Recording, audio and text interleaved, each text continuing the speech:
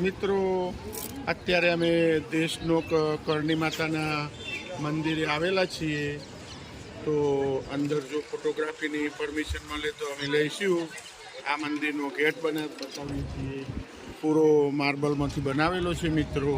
Cameraman આપને બતાવશે હવે. અને અહીંયા મિત્રો આ મંદિરની એક ખાસિયત બતાવું. અહીંયા માતાજીના સ્વરૂપમાં ઉંદરની પૂજા થતી હોય છે. અહીંયા એને કાબા કહેવામાં આવે છે અહીંની સ્થાનિક ભાષામાં મિત્રો. એ પણ હું આપને બતાવું.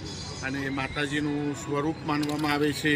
અને જો સફેદ ઉંદરના દર્શન થાય તો તમે નસીબદાર ગણાવશો મિત્રો. તો હવે અંદર જઈને બાકીનો હું મંદિરનો વિડીયો બતાવું છું.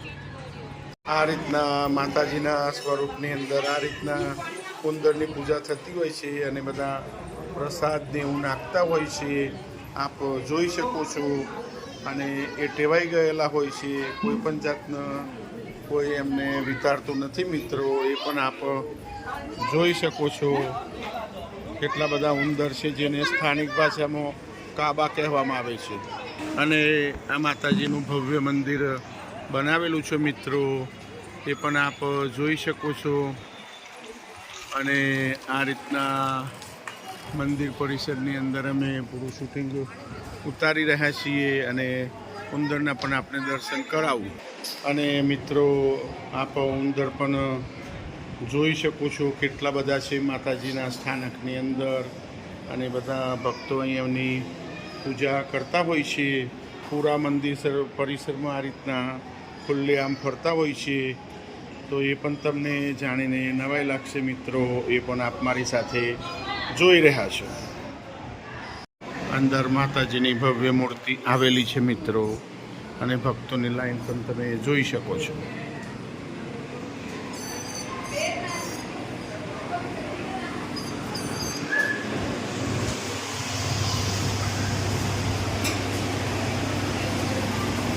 અને માતાજીના આપ દર્શન કરી શકો છો.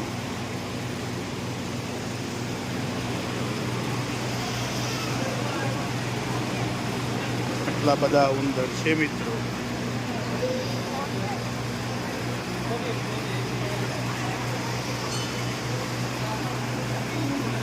આપ નિહાળી રહ્યા છો.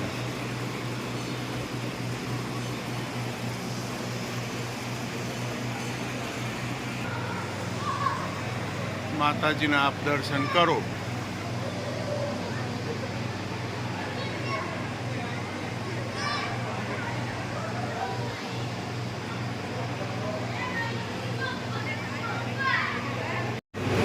મિત્રો આ રીતના માતાજીને પ્રસાદ ચડાવતા હોય છે. આ પ્રસાદ જોઈ શકો છો.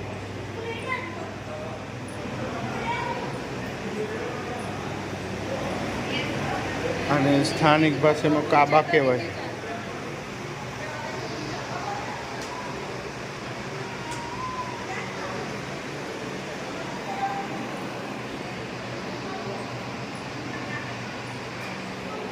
આ રીતના માતાજીનો પ્રસાદ ઉંદર લેતા હોય છે.